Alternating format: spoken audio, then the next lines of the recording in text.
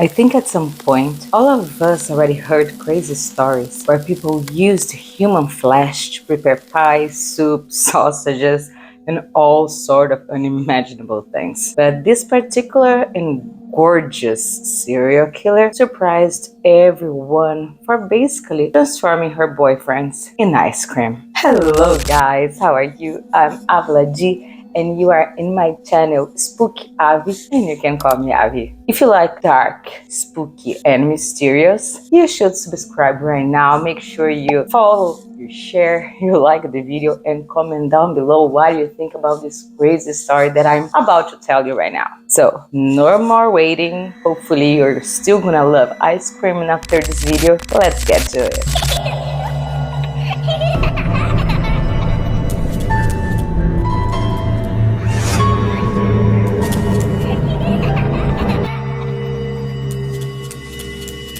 Estibaliz Carranza, also known as Esti, and I'm going to call her like that, Esti, because her name is way too complicated for me, and definitely not because she was cute, because definitely she wasn't. She was born in Mexico, but grew up in Barcelona, Spain. She was born in September 6, 1978. Her family was formed by her father, Armando Carranza Mendonça, her mother, Angela Zabala, and her little brother.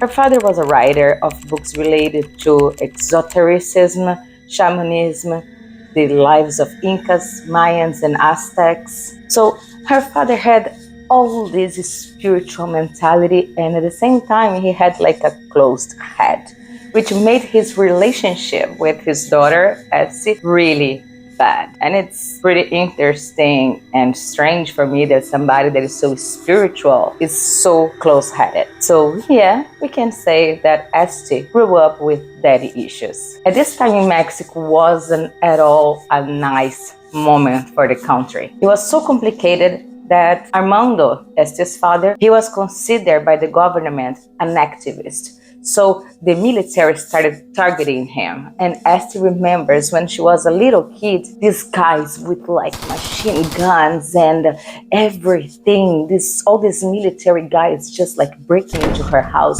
stepping all over all her dolls, and that was frustrating and definitely traumatizing for her. So at the age of 5 years old, Esti and her family moved to Barcelona, Spain, trying to get a better life and also a kind of like a politic asylum. In Barcelona, her and her parents lived in this smaller apartment, way smaller than the one that they used to live in Mexico, because they didn't have enough money there. It was way more expensive, the cost of living in Spain than in Mexico. So things were really rough. And because Esti's father worked from home, because he kept doing articles and writing books and being a journalist and a writer, he worked from home, and the house was already tiny, and he wanted everybody to be quiet all the time because he had to concentrate in work.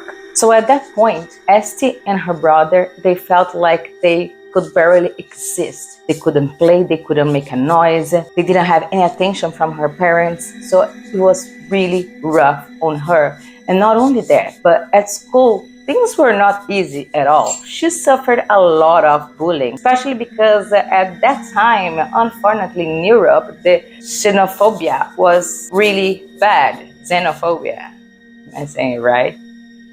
Trying to. So she suffered a lot of bullying. She didn't have friends. Everything was so rough for her. The only thing that kept her with hope was her wish since a young age, like around 10 years old, of being a mother. She kept asking as a kid to her family when she could have a kid for herself, of herself. At the beginning, everybody thought it was just like, it's a phase, it's gonna go away soon, but that just got worse. Way worse. But if you think that was the only problems that she had growing up, you're wrong. At some point in her teenaging time, she was invited to this private event, to this private party. She arrived there, and this man grabbed her hand and said, "Come with me." He took her to this bedroom a little away from everybody else. And arriving there, he cuffed her and did with her everything he wanted. So yeah, besides her daddy issues, besides the bullying, besides everything, she suffered a sexual assault when she was a teenager. And the public only figured that out when finally, in 2014, she released the book of her life. She never told anyone what happened to her before that year. And as she says to everybody until nowadays, that was the moment that she started fantasizing about hurting the man that did her wrong, including her father. When she was 17, her father sent her to Barcelona University to study economics. She never wanted to study that, but was her father's choice. She went anyways because she was still trying to have the acceptance from her father. She then completed the 5 years of education, and in the meanwhile, she had her first serious relationship that actually lasted the 5 years that she was in college. After so many years together, graduation coming soon, she was already like, oh my God, okay, finally I have the man I'm with for 5 years. I am getting my bachelor degree. I am finally ready to get the life that I ever wanted. I'm gonna get married and have kids. But when she shared these thoughts with her boyfriend, he looked at her and said, whoa, honey, I'm not ready for a serious relationship. Wait, what? Oh, honey, come here. How can you tell me that 5 years of relationship, it's not a serious relationship? Okay, you can tell me that at 22, 23 years old, you're still not ready to get married and have kids. But if you always knew that it was your main desire of your partners, why did you wait 5 years to kick her ass? Why didn't you do it before? Why did you waste her time and yours? For me, it doesn't make sense. Do you think that she just let it go? It was right then that she started fantasizing on how she was going to kill him. Maybe she was gonna cut the brakes of his car off. Or maybe she was gonna fuck up the heater on his apartment. But with graduations coming, she graduated with honors because she was extremely smart and hardworking. So she just let it go. Plus, she was sent to Germany to be an au pair. An au pair, if you don't know what it is, usually are nannies. Basically, they're babysitters that they go to another country. This family hires them, usually through an agency, and the family provides a weekly paycheck that is not that big, but they also provide you with food, with scholarship, they help with the language. So I myself know a lot of people, and especially nowadays, it's getting more and more popular. So if you're under 28 years old and you wanna try to be an au pair in another country, go online and check it out. She picked up the language German really fast, and everybody thought like, okay, she wants to have kids so bad, so that's why she wants to be an au pair. But at some point, she just got tired of working there. So she decided that she was gonna remain in Germany, but she was gonna quit that job and get another one. She moved then to a city called Nuremberg, and she got a job in an ice cream parlor.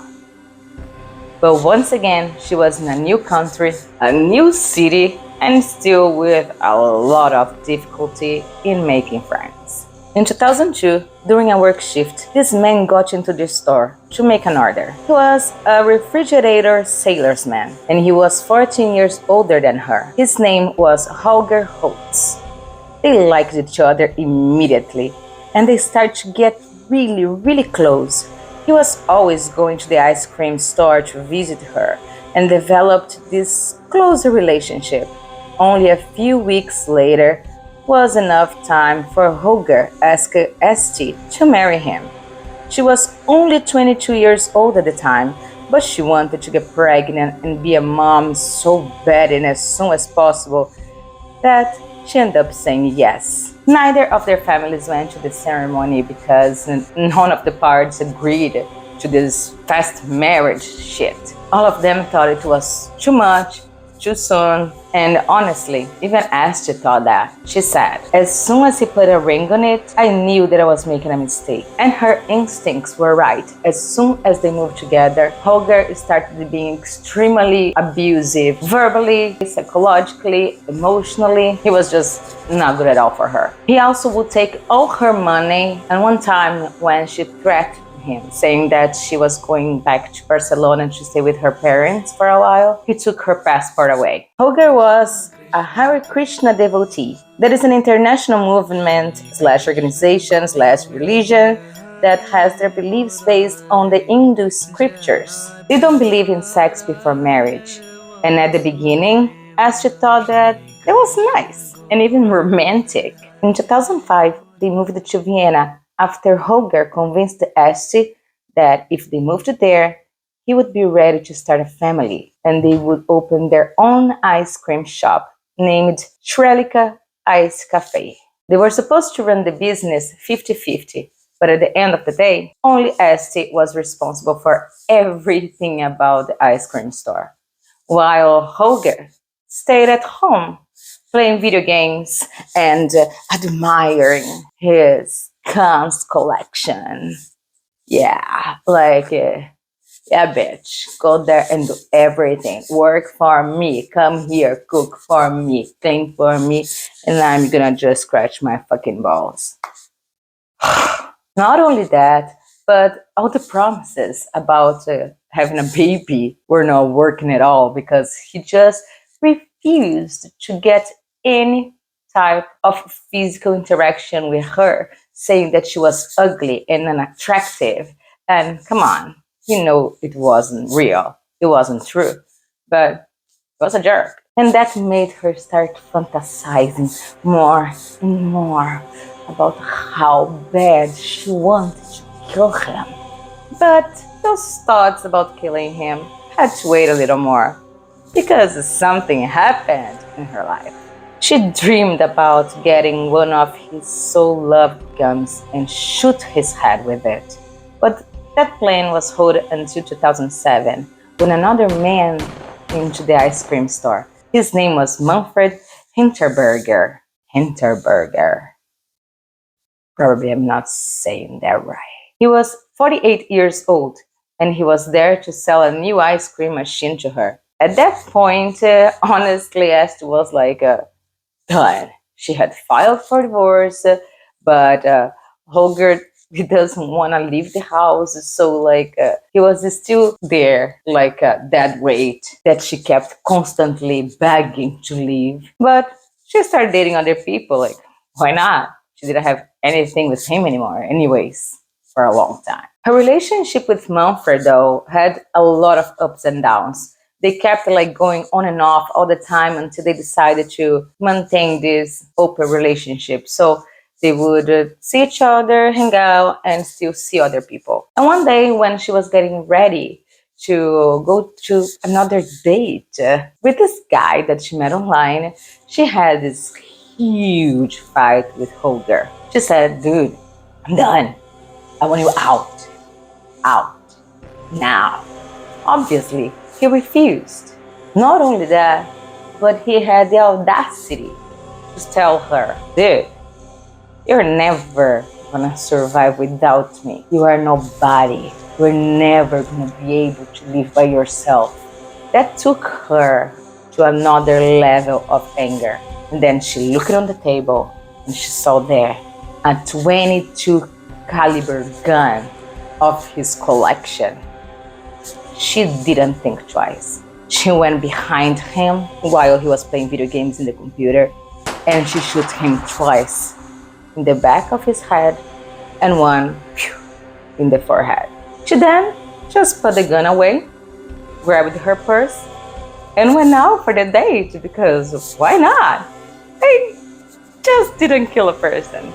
Actually, she knew what she'd done, but she had convinced herself that that was the only way she was going to be set free from him.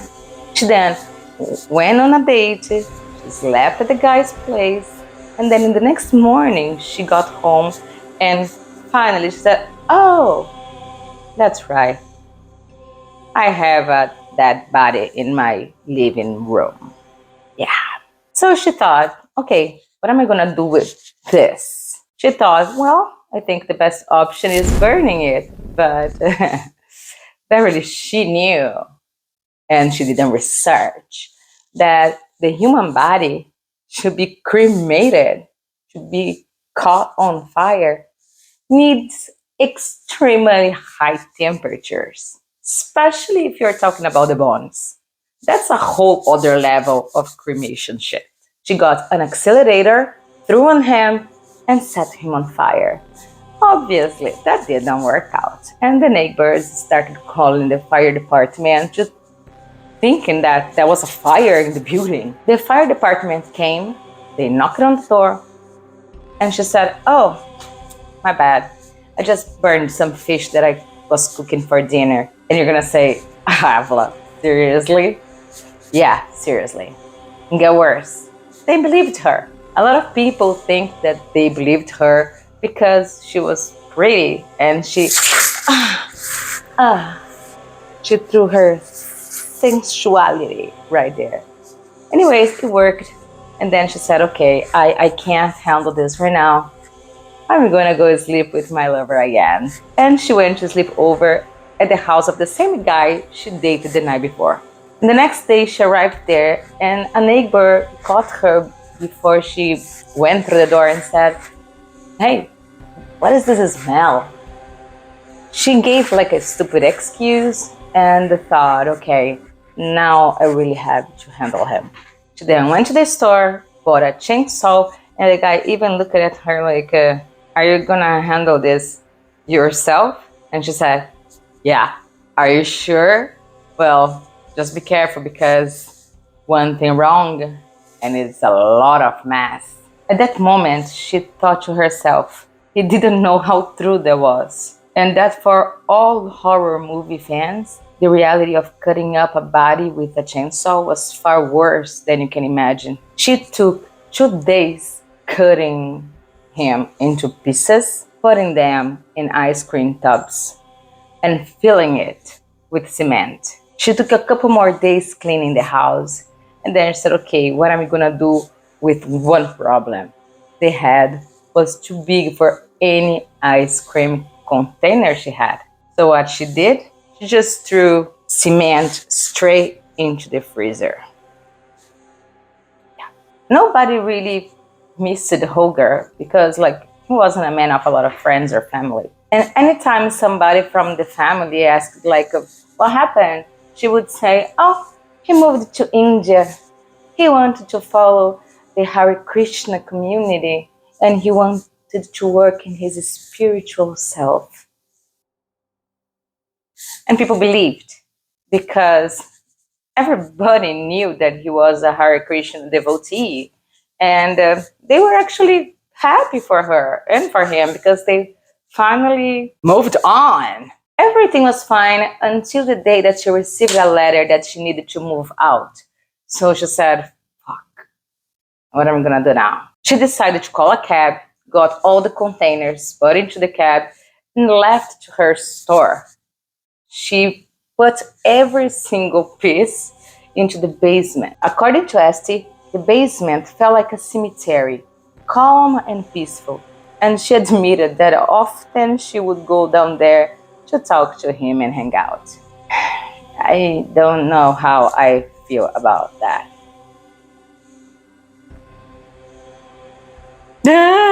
Creepy, crazy, psychopathic. 2 years had passed by. It was 2010, and Esti and Mumford decided to give love a second chance, but in her head.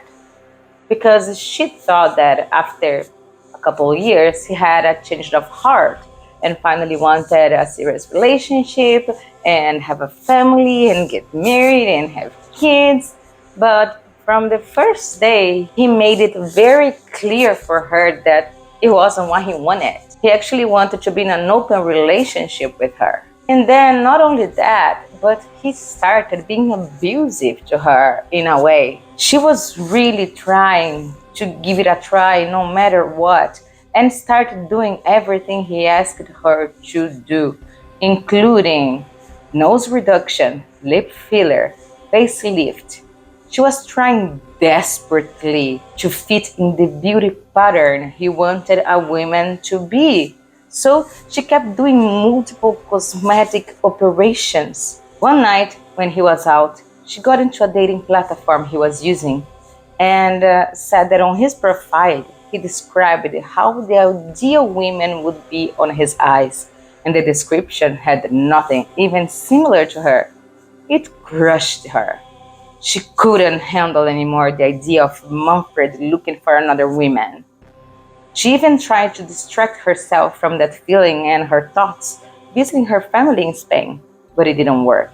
When she came back, she started shooting classes. She even started a workshop on how to make cement properly. She wanted to be prepared for the next time she was gonna revenge her heart and her feelings, which means killing another lover. In November 21st, 2010, Esti and Manfred arrived from a getaway together, a little travel that they did, and they decided to go out for dinner. At the dinner though, while they were talking, Manfred was again like, whatever, and he kept looking to other women, desiring that. That made Esti go nuts. She couldn't handle it. She couldn't manage it. And then she decided that was gonna be the night. Arriving at the apartment, they had a huge fight. She waited for him to fall asleep, took her gun, and shot him 4 times in the head. Yep, she killed another lover again. She has bought a new chainsaw and a lot of concrete. For the chainsaw noise, she explained to the neighbors it came from a new ice machine she was working on. Manfred's ice tubs were placed by Holger's side, and she was using air freshener to try to hide the smell. She tried to live her life as usual as she did the first time, but hiding Manfred's disappearance wasn't that easy as Holger's, because he had kids from a previous marriage. So people started asking questions. Because of the pressure, she went to the cops and filed for a missing persons report. And she was telling everybody that she had no idea where he was. And when they asked her, but what happened between you two? She would say, he just didn't want to be with me. I'm not his type of woman. He just got sick and tired and left me. And the next month, she started a new relationship with a guy named Roland, 47 years old. And eerie enough, he used to be Manfred's friend. And guess what? Esti finally got pregnant. She was living the best of her life in 2011. She was pregnant, engaged to this guy that she thought was going to be the love of her life. She said that nobody has ever treated her the way he did. And actually, he had true feelings to her. And they lived happily ever. Nope. June 11th, 2011. Things took an unexpected turn for Esti when a water pipe burst into the ice cream shop. City maintenance workers broke into the basement to fix the pipe, and they found not only the pipe's problem, but a gun, ice tubes, and a freezer full of cement. And I bet the smell there was like, ugh. They immediately called the cops. When she arrived that morning to work, she saw all the cops' movimentation and she said, fuck, I'm screwed. She called a friend, asked her to go inside the store to get the book savings, bring it to her, meeting her in this bridge nearby. They cried together. She got the thing and she said, damn, I need my passport. Luckily for her, another old friend of hers was passing by and he said, okay, I'm going to give you a ride. He left her in this spot and said, hey, we're going to get your passport. I'll be right here. If I don't come anymore, leave. But he went there, grabbed the passport, and not only gave her her passport, but also a burned ship with a burned phone. So she could not be found. Esti took a cab to the airport, and when she was paying him, she gave him a little note with her phone number and instructions to her fiancé. When Roland called her, she said that she needed to immediately find her at the airport because she needed to fly immediately to Spain, in Barcelona, because her father was dying from a terminal disease. Of course, he didn't believe in anything and said, what the fuck's going on? And then she said, I'm so sorry for everything bad that I've done. After she hung up with him, she realized that fleeing by plane could be dangerous. And she was right, because the cops were waiting for her right at the gates. So she decided to go by train, but there was no train that was going like away from the country to another city beyond the country. So she decided to take a cab. She got a cab to Udine, Italy, about 5 hours away from Vienna. And on the way, she heard a broadcast in the radio that the police were searching for her. She confessed to the taxi driver that she was running from the police, and he told her he would take her no further than the city of Cavasso.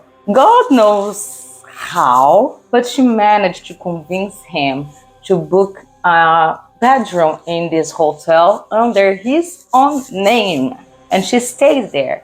On the next day, she convinced this other guest from the hotel to give her a ride to Udine. This guest left her in the city. She met this other guy in a cafe, and guess what? His name was Ian.